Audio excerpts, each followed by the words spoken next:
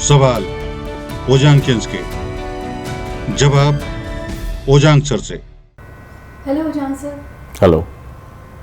आपके स्टूडेंट्स कुछ ना कुछ सवाल करते हैं। ओजांकियन है जिन्होंने सवाल किया, मैं दिन रात पढ़ती हूँ, कुछ ना कुछ पढ़ती ही रहती हूँ और फिर भी हर दिन लगता है कि मैं कुछ नहीं पढ़ रही हूँ। सवाल अच्छा है। इसके दो जवाब हैं। पहला हिस्सा जो इस सवाल का हो सकता है वो ये है कि हम मनुष्य पूरे जीवन भर सीखते हैं। हमारे जीवन के दो ही आयाम होते हैं, या तो हम सीखते हैं या सिखाते हैं। और सफलता कई बार हमें लगता है कि कोई डेस्टिनेशन है। सफलता एक यात्रा है, अनवरत चलती रहती है।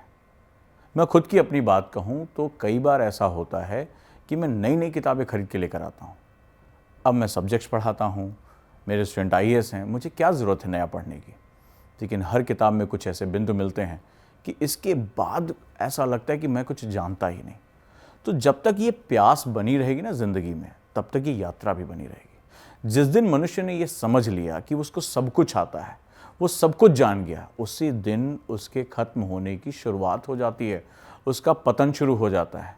तो मनुष्य जीवन में हमारी यात्रा इसी बात से होती है कि हम लाइफ लॉन्ग कब तक सीखते हैं, क्या क्या सीखते हैं, और जो हम सीख रहे हैं वो दुनिया को कितना सिखा पा रहे हैं या अपने ज्ञान को आगे लेकर जा रहे हैं।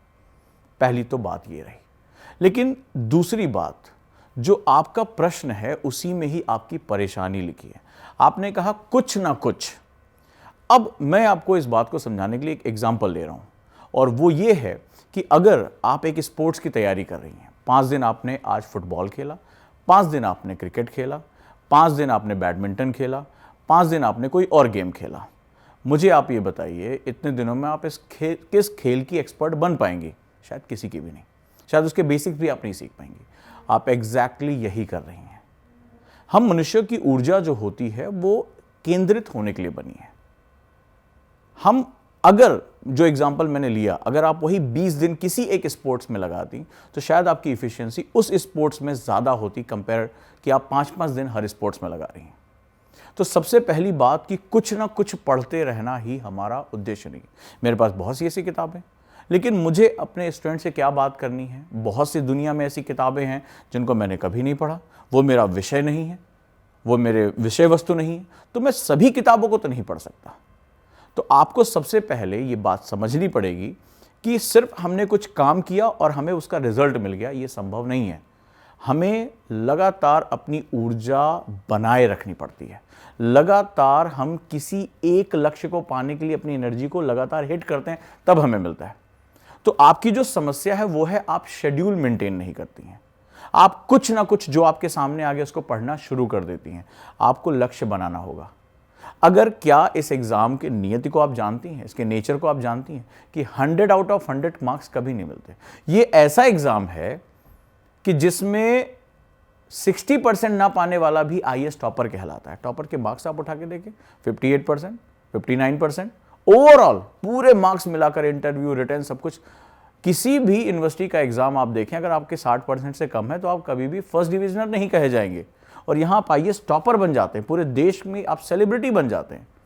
इसका सीधा सा मतलब है कि एग्जाम कहता है कि जो पढ़ो ध्यान से पढ़ो, जो पढ़ो उसको बार बार पढ़ो, जो पढ़ो उसको समझ कर पढ़ो, जो पढ़ो उसको लिख कर देखो, जो पढ़ो उसमें इतनी अथॉरिटी रखो कि किसी को समझा सको, और इसके लिए उस विषय के साथ जुड़कर उस पर बार बार प्रयास करना पड़ता है।